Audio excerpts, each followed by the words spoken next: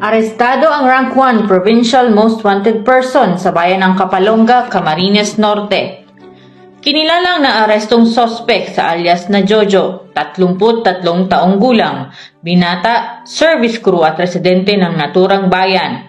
Inaresto ang akusado bandang alas 8:45 ng umaga nitong Mayo 4 taong kasalukuyan sa isinagawang intelligence-driven operation ng mga tauhan ng Kapalonga Municipal Police Station, katuwang ang Provincial Intelligence Team Camarines Norte ng Regional Intelligence Unit 5. Naaresto ang suspect sa bisa ng 2 warrant of arrest na inilabas ng Regional Trial Court Branch 64 sa Labo, Camarines Norte noong Disyembre 16, 2025. Ang mga kasong kinaharap nito ay acts of lasciviousness in relation to RA 7610 na may piyansang 180,000 piso at rape through sexual assault in relation to RA 7610 na may piyansang 200,000 piso. Sa kasalukuyan, nasa kustudiya na ng Kapalonga Municipal Police Station ang akusado para sa kaukulang disposisyon at dokumentasyon.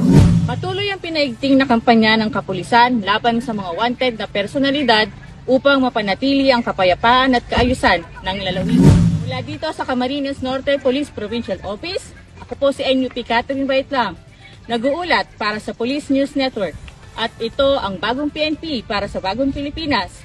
Serbisyo mabilis, tapat at nararamdaman.